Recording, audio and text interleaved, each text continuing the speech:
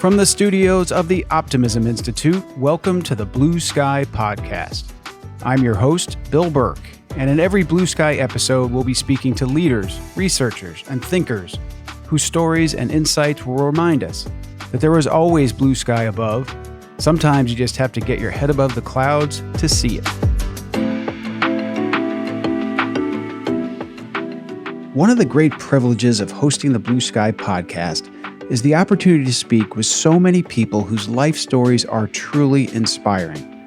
My guest today is no exception, to say the least. Retired Air Force Colonel Lee Ellis is today an award-winning author, motivational speaker, and leadership trainer. And many of the lessons he learned about leadership, grit, hope, and determination were taught during his 5.5 years as a prisoner of war in North Vietnam. He was held at what became known as the Hanoi Hilton, along with several of his comrades, including the late Senator John McCain. You will soon learn much more about Lee Ellis's remarkable life, and his experiences before and after serving in Vietnam informed his book, Leading with Honor, Leadership Lessons from the Hanoi Hilton, and later, Captured by Love, inspiring true romance stories from Vietnam POWs, which Lee co-authored and was published in 2023. I'll add here that Lee Ellis and I first met about 20 years ago when I was fortunate enough to participate in one of his executive leadership programs. That session and its facilitator made a huge impression on me, and it was great to reconnect after all these years. So now, prepare to be inspired by this blue sky conversation with Lee Ellis, which I hope you'll enjoy as much as I did.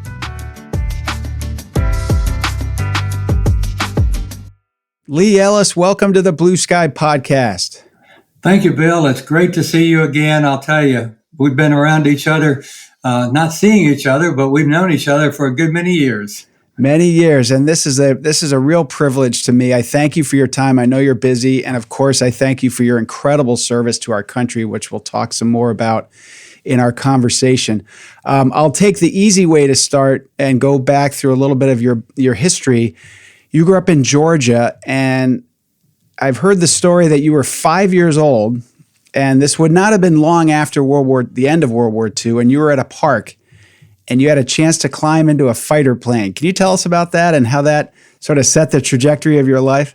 There was a veterans park in Athens, Georgia, about 10 miles from our farm, and my parents took me down there for a picnic one day, and there was a World War II fighter plane on the pedestal there, and my dad picked me up and set me on the wing.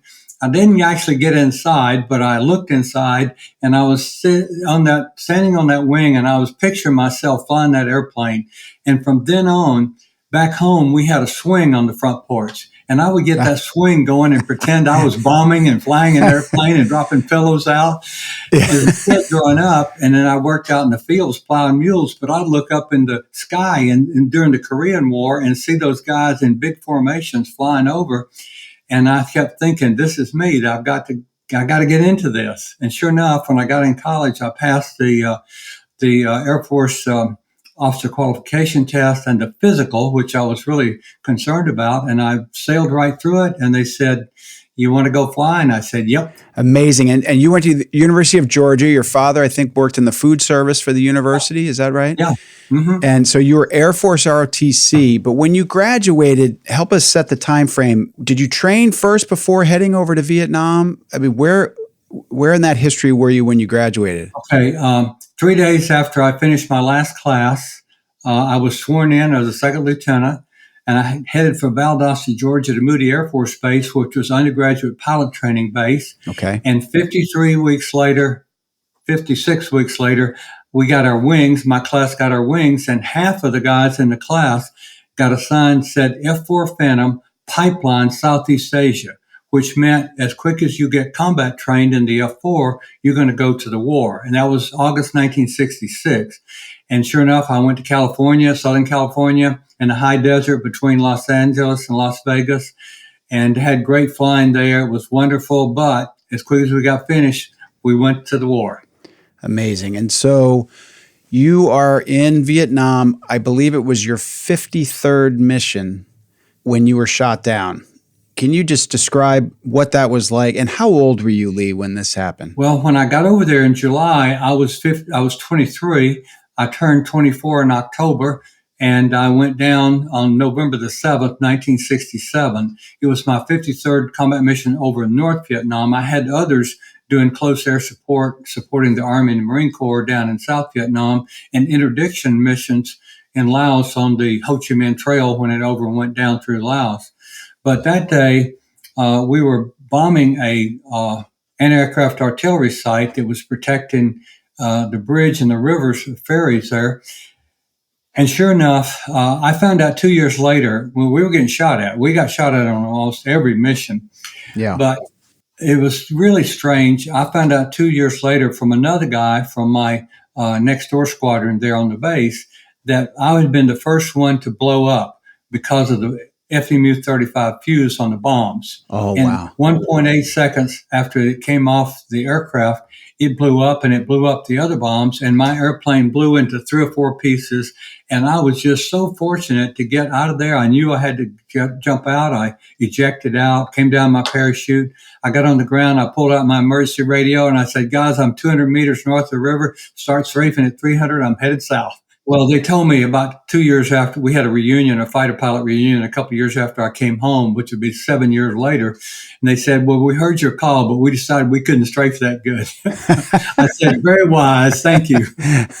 So you're behind enemy lines. You come down slowly in a parachute. How quickly after you landed were you captured? Within 2 minutes. The militia surrounded. Within 2 minutes. Yeah. And then it's a two week sort of excursion trip, if you will, to what's become known as the Hanoi Hilton? Yes, right. Okay, so you're a POW at this point. You're at what's now known as the Hanoi Hilton. I've seen different reports of who got there first, but within about 2 weeks, a very famous POW, John McCain, was also there. Was he before or after you? He was October the 16th, I think. He was roughly 2 weeks ahead of me. Okay. So now you're 24 years old, you're a POW in Vietnam. Can you paint a sort of a general picture of what that life was like? Because you're about to be there for 5.5 years. Yes. Well, we had to live day by day initially and, just get through the day and believe that you're going to get through tomorrow.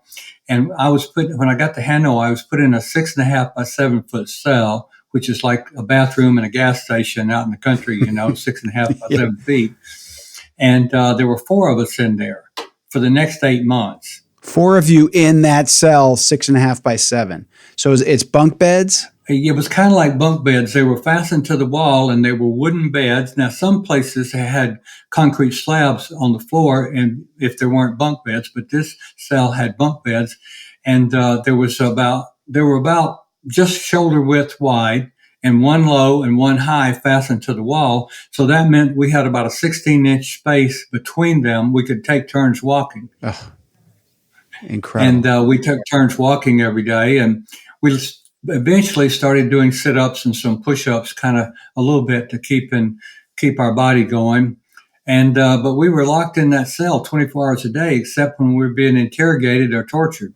So it wasn't a work camp. You weren't going out and breaking rocks or doing it. It was just solitude with 3 other guys in very close quarters and interrogations. Yep, and I was very blessed to be with 3 other guys because in the fall of '67, when I was captured, they were shooting down a lot of people because they had a lot of support coming in from Russia and China to guns and missiles and all that kind of stuff.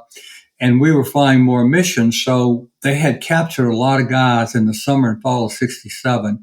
So they didn't have room enough to put me in solitary confinement. So they had to put us in cells of 3 or 4 guys, Okay. And were you allowed to communicate in the cell with each other? Or it was silent and you were just tapping and doing code and that sort of thing? You had to talk quietly, almost whisper in that cell. And if you were talking loudly, they'd come in and grab you out and take you out and might beat you up or torture you or whatever, because they did not want us to communicate with another cell because they knew we'd get united Right. if we could communicate with another cell.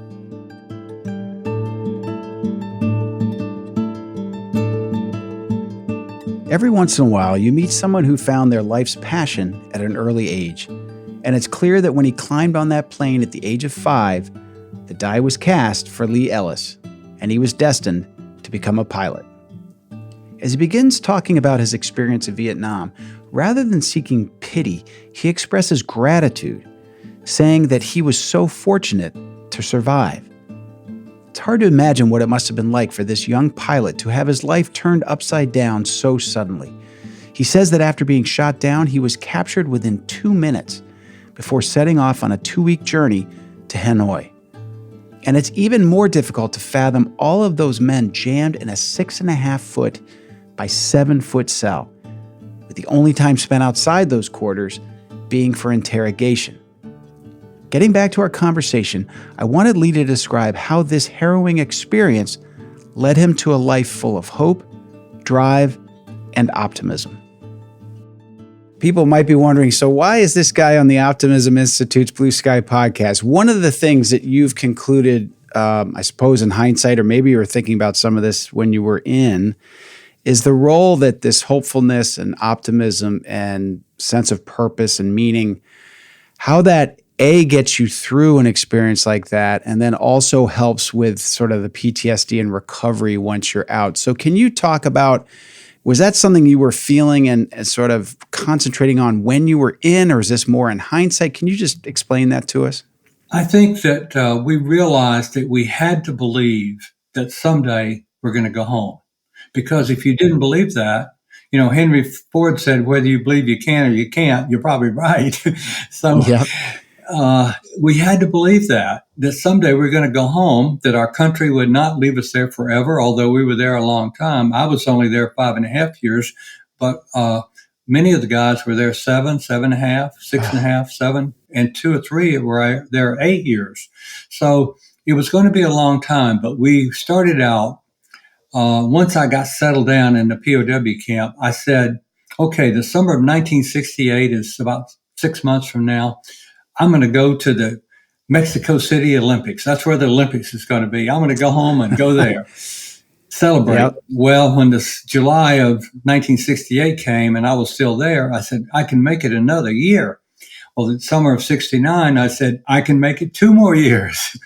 Well, it was going to be 3.5 more.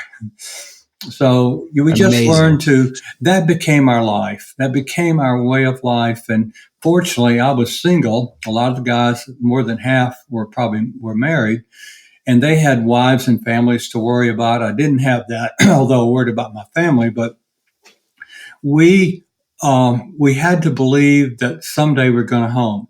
Now, our leaders, this was very important. We had great leadership. They were older.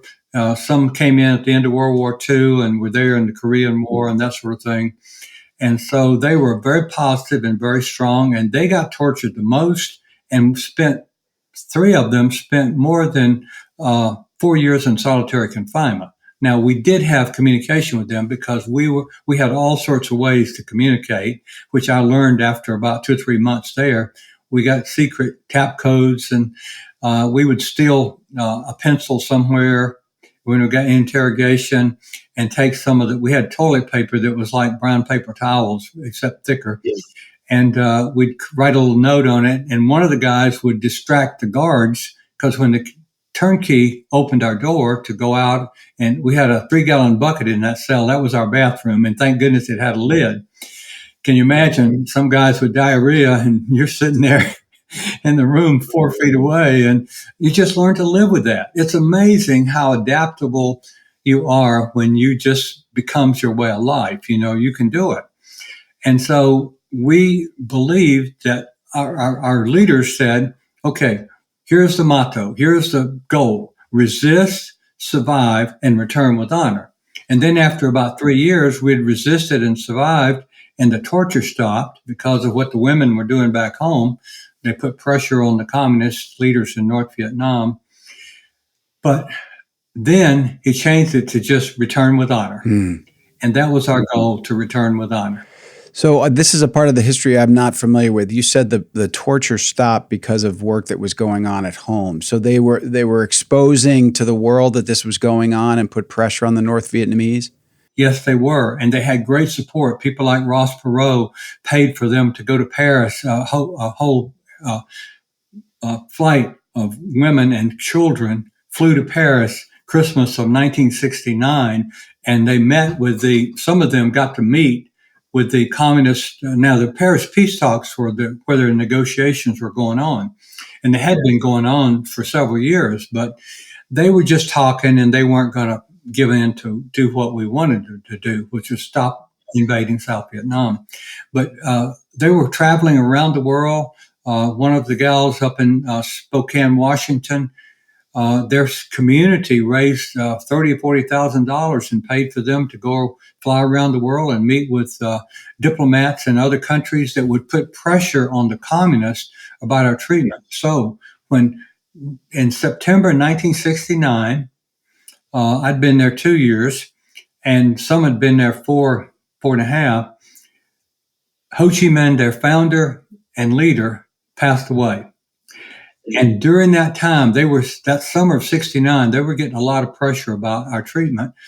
And so, because they had signed the Geneva Conventions that said they would treat prisoners lenient and humanely. Well, when Ho Chi Minh died, the new leadership came in, and 2 weeks later, the new leaders had told the camp commanders to stop the torture. Amazing. And our whole lives really changed. And I remember, I am younger than you, I remember growing up, and as controversial as the war at times was in the United States, there was a very strong support of the POWs. There were bracelets, there were flags. I just remember there were, and I believe some of that was, fundraising and that sort of thing. So there was, and I don't know if that support ever sort of reached you or is felt by you all, but it was real. We did not know about that until some new POWs came in 1972. And they told us, because they stopped the bombing over North Vietnam in the late summer of 68. So we didn't get any more new POWs for 3 years. Incredible. And you mentioned too that somehow the leadership structure stayed intact in that environment. That's a remarkable thing. How much of that was, do you think, just the incredible character of those leaders, or just your training and your respect for hierarchy? How did that, because we'll talk, you've spent much of your life studying and teaching leadership. What did you observe in those unusual contexts? Well, you always have to follow your senior ranking officer if it's an ethical command or direction. And so whenever we moved around and two people came in the same cell, one guy within 24 hours would say, okay, what's your data rank? And everybody has a data rank of the day they pinned on their rank, a captain data rank, a major data rank, a lieutenant colonel, a colonel, and your data rank. And so there were guys that were shot down actually 2 years before we got there that was still a captain, but a major comes in who's shot down 2 years later, and he's a major, but he would actually been junior to the other guy. But we just followed and said, okay, you're the boss, and I'm going to follow you. So we obeyed our leaders, and they were very, very reasonable. There was so much amazing things that those leaders did. They would, quite often they were in solitary confinement. And if they could reach out to somebody, if they're going to put out a policy, they would make sure it ran by somebody, even if it was a young guy, 2 or 3 levels below them. They would say, here's what I'm thinking about doing. What do you think? And the guy would say, it makes sense to me, or why don't you think about this? And then ultimately they would make that decision. But it was always great. They had given us the minimum amount of direction, because we had the code of conduct, 6 articles of code of conduct that really described what we should do. And so they didn't give us a lot more other than, guys, you got to bounce back. We have been tortured. The leader said, I have been tortured. I finally gave them something, but I'm going to bounce back. Next time, I'm not going to give them anything until they torture me again. And that's what they did. And so that's what we did. Yeah, I imagine that the fact that they were treated even more harshly, they, the leadership, than you all, also help them earn your respect. And if I have it right, I've read his biography. The late Senator McCain got extra, not because of his seniority, but because of who his father was. And somehow the North Vietnamese assumed, well, if his dad's got this big job in the Navy, he must know stuff, which of course he didn't. Is that right? And he was badly injured. Yeah, he had both arms broken, I think, and a jaw broken when he ejected. So he was in bad shape, and they did put somebody with him to kind of help look after him. But I think they saved his life because they knew his father was the 4-star admiral in charge of the Pacific in the war. And they tried to release him early as a propaganda thing in 1968. And he refused to go. And then they made him spend another year in solitary confinement. That's one of the more remarkable things. And he had permission from our senior leaders because they knew he was so badly injured. They said, yes, you are free to go. You can accept this. And he said, he thought about it for about 24 hours and said, nope, I'm staying here. Incredible. And he did.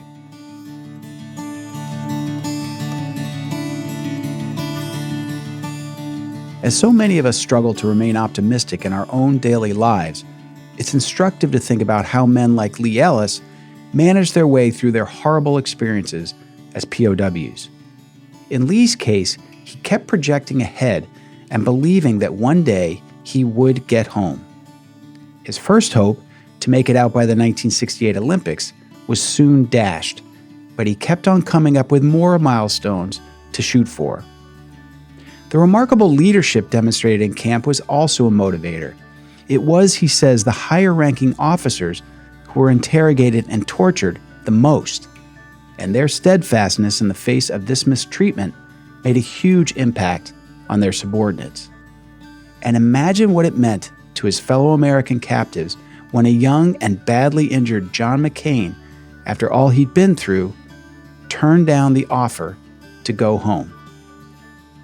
Also uplifting is hearing of the spirit of adaptability that Lee and his fellow prisoners exhibited, with inventive secret codes and methods of communication. And it's heartening to learn how activism back in the United States led to improvements in the POWs' living conditions and no doubt improved their chances of making it home someday. Now, back to my blue sky conversation with Lee Ellis. You've described the ways you were able to communicate, and we'll move on from this subject soon, but you and I talked once, and it wouldn't be a blue sky episode, it seems these days, without me mentioning Viktor Frankl and Man's Search for Meaning. At some point in your time there, you were able to get access to books. Can you explain how that happened, and then the role that Viktor Frankl's book played in your journey? Yeah. So we didn't get any books. They were eventually in sometime 69 or 70, probably 70, maybe 71. We were back into, all of us were back into the Hanoi Hilton, almost all of us, because there had been a raid on the Sante camp. And we had moved, I'd lived there and moved out, but they got scared. And it was a very successful raid, except none of us were there. It was empty. But that was November 70. And they put us all back in the Hanoi Hilton in big rooms, probably 1,800, 2,000 square feet, with 40 to 55 guys in each cell, which turned out to be the greatest blessing. I told the Sante Raiders, I said, man, you didn't get us out, but you sure changed our treatment, because we got together and now we're in community with 40 to 55 guys, and we got along great. We worked together. We had classes. With the only book we had access, they would let 2 guys from a cell on Saturday go out and copy a couple of pages out of the Bible. That was the only thing. But then when the agreement was signed in 1973, January 73, and we were set to go home, the protocol to the agreement said that the POWs would be released over the next 60 days, sick and wounded first, and then in order of shoot down and captured in several groups. And so that's when they came in, and they probably had a warehouse full of books our families had sent. And the first one we got was, I think it was Missioner's book, Hawaii. That was a big, thick one. We read that one. Oh, great book. Yes. And then we got one about an Eskimo. And the next one was Man's Search for Meaning by Viktor Frankl. And we sat there and read that book sitting in the POW camp. And it was just amazing. So I came home the 14th of March, and some wonderful family friends from Commerce, Georgia. A psychiatrist was there whom I'd known pretty much all my life, and he was actually invited to throw a little dinner party for me. And he returned to his aunt, and he said, Josephine, he says, Viktor Frankl is going to be speaking at the University of Georgia in 3 or 4 weeks. I thought you'd want to know because I know you really love his book. And I turned to him and I said, Viktor Frankl is coming to Athens. And then I told him how I had read his book just a few weeks earlier, sitting in the POW camp. He said, you want to meet him? And I said, sure. He said, well, I know the lady that's in charge of that presentation. I'll work it out. And sure enough, he did. And I spent 20 minutes talking to Viktor Frankl a few weeks after I came home. Isn't that amazing? I imagine he was moved by your experience, given what he'd been through. He had been on the committee to advise the Department of Defense about how to handle us when we came home. And he said, how did you, when you came home and released, were you able to eat food, like regular food? And I said, oh yeah, I had a steak and some other food. And then I had some eggs and ham. And then I had 2 or 3 pieces of pie and cake. He laughed. He said, well, that's what I told him. You guys could handle it. Amazing. So Lee, so you survive, you get through it. One could imagine coming home from an experience like that and saying, okay, I've done my time. I did my service to my country. I'm going to go get a job at a bank, or I'm going to go put my feet up for a while, whatever. You stayed in the Air Force and had an incredibly successful year. What was it about you and your experience and what you'd been through that made you want to stay committed to that cause, to that profession? Well, about 75 or 80% of us stayed in the military when we came home. 5, 6, 7, 8 years. Is that right? Stayed in the military. Wow. Because we believed in what we were doing, and we believed in our country, and we just believed we were where we were supposed to be. I think that was one thing about, and kind of going back to the POW camp, we got healthy before we came home, because when they put us in a big cell, we had a couple of years in a big cell with a lot of guys that we had to grow more we grew more confident in ourselves. We were already confident as fighter pilots anyway, but here's a guy right here that's sleeping 10 feet from me or 2 feet from me, that's been here 2 years longer than me and been through a lot more torture than I have, and he's smiling and enjoying the life. That's a good sign, Right. So we learned to stay positive and to keep hope alive. And we also connected with each other in a brotherly way. It was amazing.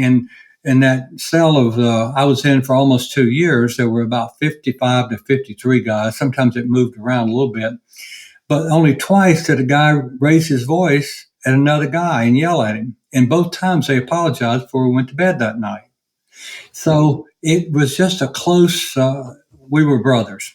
And we had always risked our lives almost to get communication with somebody else. If somebody was in solitary confinement, we would go get them. We would figure out a way to get them know, hey, man, we're here too. We're not leaving without you. So it was optimism and that sense of community and bonding and big time optimism there. And we also knew that if we went home carrying shame and guilt and bitterness toward the communists, we're going to have a problem when we went home. So every day we tried to get healthier and healing to be happier and just believe in ourselves and believe in our teammates. And that really, when we came home, every one of us are ready to go, man.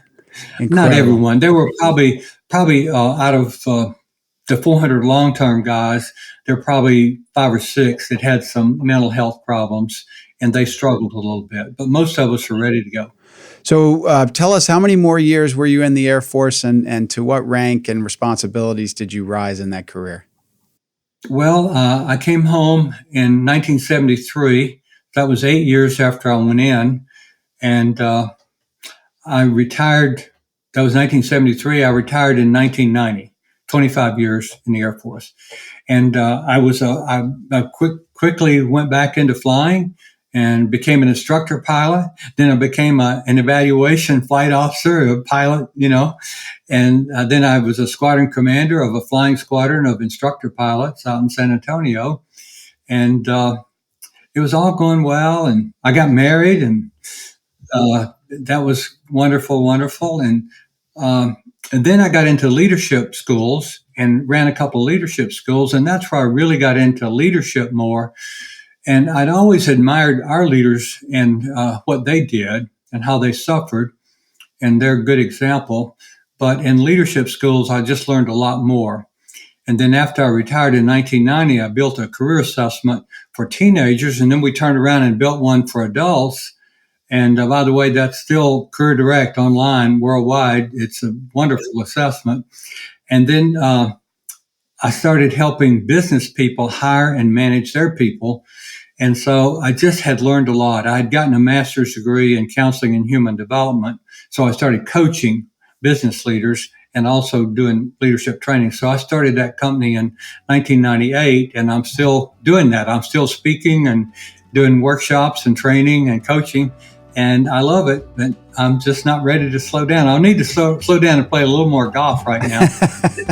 Yeah, you've earned it. If whenever you're ready, you've earned it.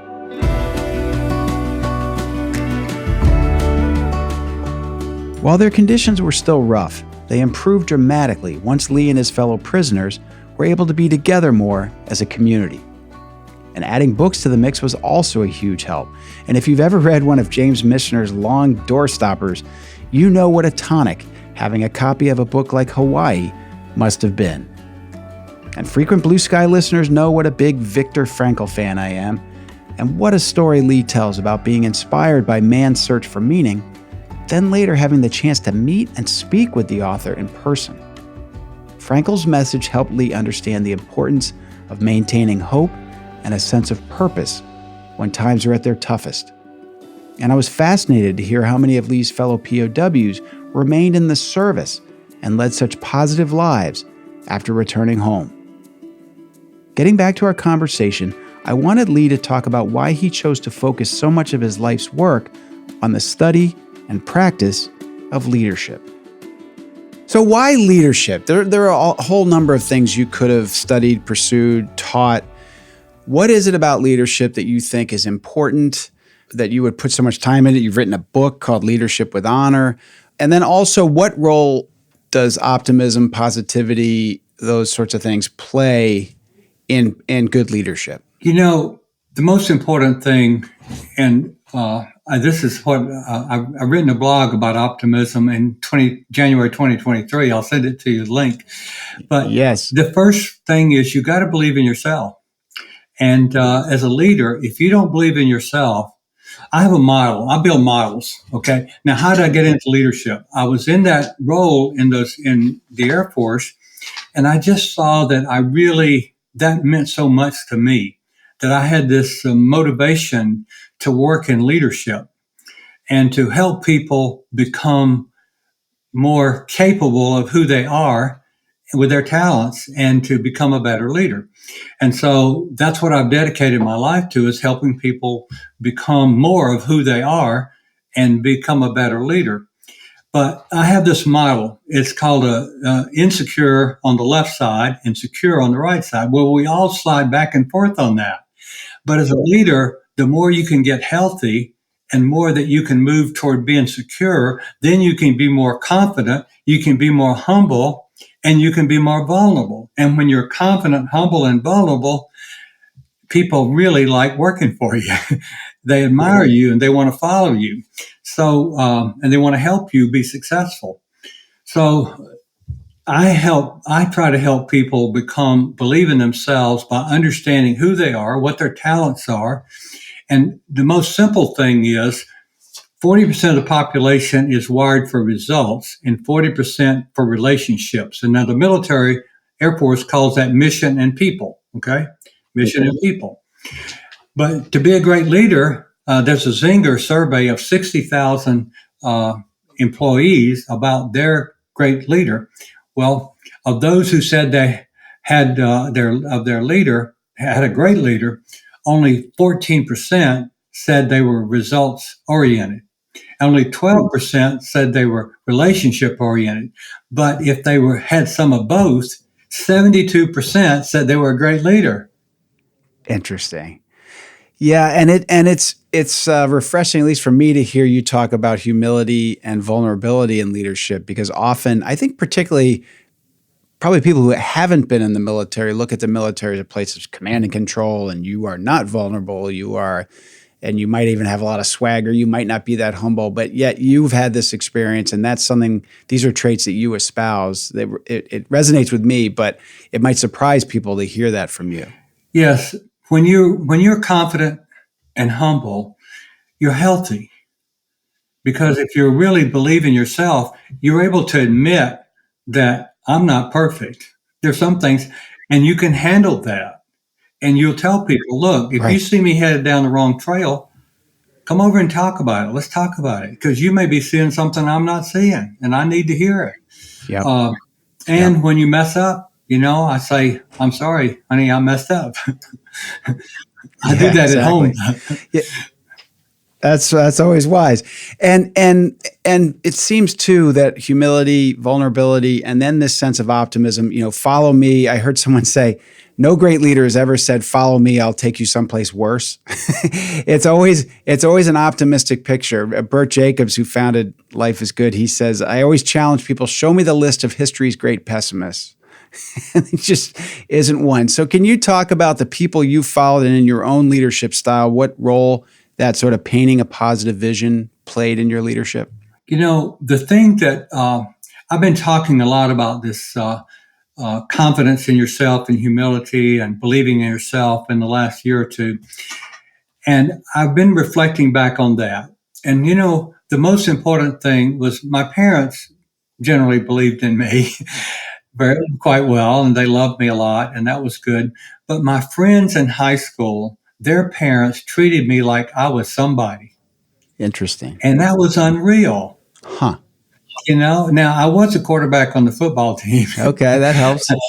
So every Friday night, the announcer on the loudspeaker would say, "And Ellis, hands off to, Hendricks." Yeah. Ellis throws a pass. So my name was out there a lot. Sure. But the parents treated me like I was somebody, and I thought about that now because I really admired those parents. And why did I admire them? Because they treated me like I was somebody. That's why I believe in myself and can be confident, but yet humble. So many people, and my bosses have people in the POW camp that hardly knew me once we moved in. And a few weeks later, they'd come over and sit down and talk to me and say, well, what do you think about this? Of course, when you listen to somebody, they feel special. That listening is the number one item. I surveyed several hundred executives over a period of 10 years and asked them to think of their greatest leader and what was it about them that was so great. Now, we're going to set aside integrity, character. We're going to assume that. Right. What was it? And by far, the number one item was they listened to me. Amazing. One thing I wanted to talk to you about, Lee, is I've often believed, and I talk to people about, one of the best ways to stay grateful, optimistic, is to have a sense of different benchmarks, different times in history that were tougher than this. And I can't think of someone who, when I think about you and what you experienced when you were, 24 to 29-ish, those were like the greatest years of my life. I was getting married. I had great career time. I was raising kids. You were in a POW camp. And I wonder how that's impacted you the rest of your life, both in being grateful for what you have, understanding how much worse things could be and were for you. And then also, is it hard for you sometimes to watch others bathe in self-pity? I think of, as awful as the COVID lockdowns were for people, you must have looked at that and thought, this isn't so bad. Can you talk a little bit about having that happen at that early stage of your life? I always felt like I was the youngest guy and suffered the least because they did pick on me less. I think part of it was I had really black hair and I was not too real tall. I was 5'8¾", just under 5'9". So I was more like a Vietnamese and I have real dark skin at that time. I had a good, very strong suntan over the summer of '67. And being young, they thought he was just a kid, you know. We got to pick on the more senior guys. And the fact that I looked a lot like them, I think, helped out. And so I generally, I always felt like, you know, I got it good here. Now, there were times when I was tortured and I cried like a baby because the first time I was tortured because I had given in and filled out a 4-page uh, biography. And I didn't put anything on it that was true except my father's first and last name. Everything else was a lie. But the fact that I had filled that in, I just was so ashamed that I wasn't able to beat him. And I was laying there in leg irons and handcuffs afterwards, blindfolded on this filthy floor. And I cried like a baby. And I get back to my cell, and one guy's already been back. He didn't last as long as I did. And my tough leader, who was a New York State wrestling champion, he lasted longer. But eventually he came back and he said, guys, I gave him something, but I didn't give him nothing. And I said, that's what I did too. So he helped me believe in myself and that, you know, we do our best. And sometimes it's not as good as we think it'll be, but we do our best to keep our commitments and do the best we can. And then we got to be able to bounce back. It's remarkable to hear you describe that because even within these awful circumstances, you were seeing a benchmark of, well, I don't have it as bad as some of the guys in here. I mean, that's a remarkable psychological trait, though. Yes. And I've thought a lot about the benchmark. The POWs, because they were mostly aircrew members, and most of them were fighter pilots in fighter airplanes that were shot down in the early years, especially. You know, fighter pilots are pretty confident and egotistical. We believe in ourselves. And, but the thing about when you're a fighter pilot, you come back after every mission and you've already briefed it and then you've flown it. Okay. You come back and you have a debrief and you go over every item of that flight and you agree on it. Didn't work out right. I got too fast. I overshot you on that rejoin out there. You debriefed every item. So you always had to be vulnerable to take ownership for your mistakes. And that really helped us to be more humble.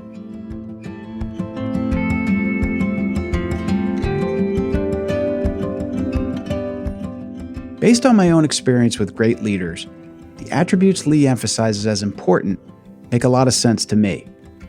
The tricky combination of confidence and humility is a winning formula. And it's amazing how much we also underestimate the importance for leaders to simply listen well, an attribute that Lee says ranks number 1 in surveys asking what people want to see in their leader. And in this section, we hear Lee once again express gratitude about his relative situation in the Hanoi Hilton. As the younger guy, he says he suffered the least, and he was able to think to himself, remarkably, I've got it good here. And after mentioning the importance of vulnerability, Lee says that providing information in one of his interrogations led him to, quote, cry like a baby. But even there, he managed a small victory.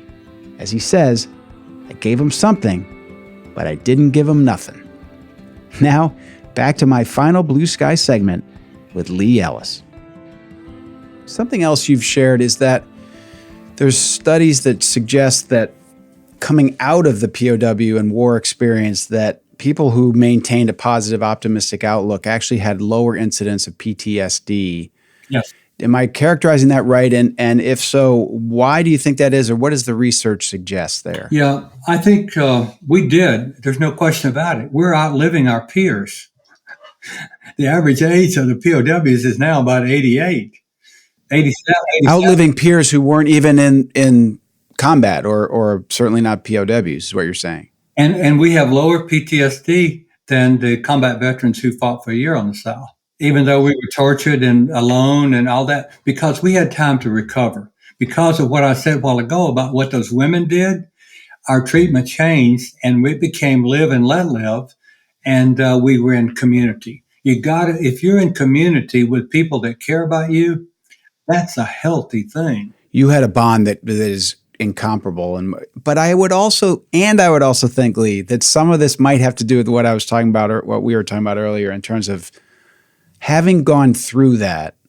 The tough days you've experienced since aren't quite so tough, I would think, right? I mean, I've always thought that the resilience that you would develop in a situation like that, I'm very fortunate I didn't experience it, but it has to be something that helps you keep the rest of life in perspective, I would think. Yes, it does. And I think, faith was very important there.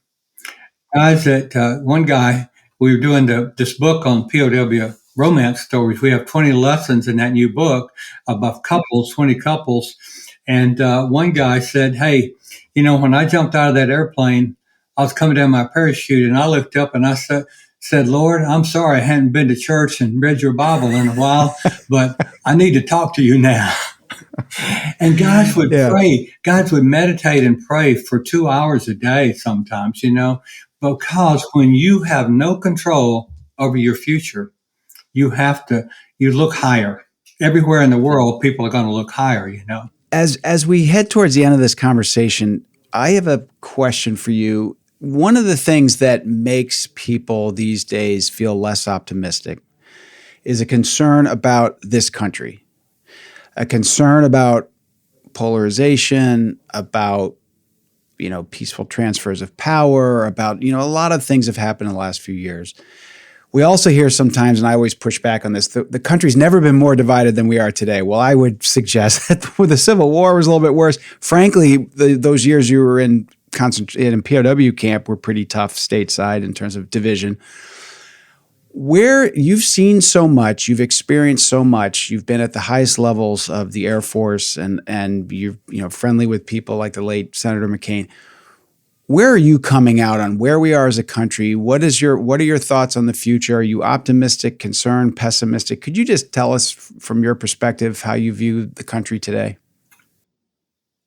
I do sense that because of the intellectual technology of the AI and all of those kind of things today, that it's much easier. Let's just say the communists, okay? They're pouring millions of dollars into divide us, and especially into social media. Because you've seen the movie about the social media. Yes. And so social media has the ability with AI type stuff now to immediately pull people together and push people apart. And that's one of my biggest concerns right now, is that people are on their phones, are not connected with other people that they know and care about so much. And I think the more that we get on the phone and get separated, then that is going to cause us some problems. And yes. I believe there's solutions, but we need leaders that will stand up and say, okay, you're on the other side of the aisle from me, but I respect you and I believe that you're right on this and this and this, but we disagree on this. I'm seeing this and you're seeing that, but you're not undermining them in a way that puts them down. Yes. And does it frustrate you as someone with your background and your history who has served his country so valiantly to see this happening, or are you remaining hopeful that we'll get through this and be resilient? It's a little bit frustrating. And I try to minimize my exposure to it, but I also think, well, how can I have an impact and do that? And I think in my leadership books, I really talk about character and humility and confidence, but character especially, and having values that you believe in, and a mission and purpose in your life that you believe in, but also respecting this country's founding of the way people should be treated and respected. Yes. Sit down with them and talk about it. Exactly. Yeah, I imagine when you were all POWs, there weren't a lot of concerns about who somebody voted for or what their political affiliation was. You were all teammates and you're all on the same page and getting through it together. And we could use a lot more of that as a country. Yeah. Well, Lee Ellis, I cannot thank you enough for this time. It is always a pleasure to talk to you. I've enjoyed getting reacquainted with you from our days many years ago when we first met. And again, thank you for your service, and thank you so much for spending this time on the Blue Sky podcast. Well, thank you so much. I have 4 lessons in case people don't get to that blog I did a few months ago. It's you got to believe in yourself. You got to believe in your mission and purpose. You have great relationships with people. That's a strong one. That's going to give you hope and help you believe in yourself. And then faith in a higher power, I think, is going to be helpful to having that strong optimism. And I love your optimism. I think it's just wonderful. That's one of the 7 love languages that came out of our Captured by Love book. There you go. They were optimistic. I'll remind my wife of that when I get home tonight, that I am leading with a love language of optimism. So right. Thank you for that, Lee. I really appreciate your time. Yes, sir. Thank you. Take care.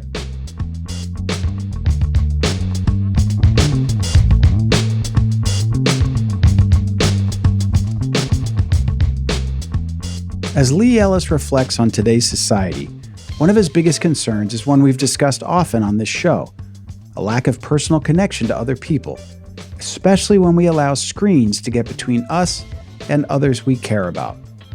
Hearing this message today packs a special punch, as it comes from someone whose connection to his cellmates helped him through the most harrowing of situations nearly 60 years ago, as do his thoughts on character and values. We all can learn a great deal from people like Lee Ellis, and to that end, be sure to check out his books, 3 of which are featured on the Blue Sky bookshelf on the Optimism Institute's website.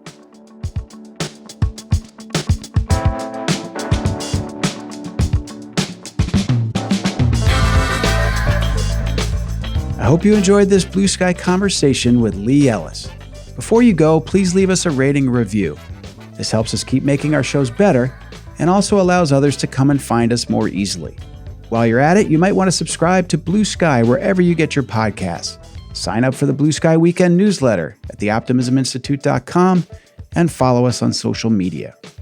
This and all Blue Sky episodes are made possible by the incredible editing and mixing done by the team at Sound On Studios.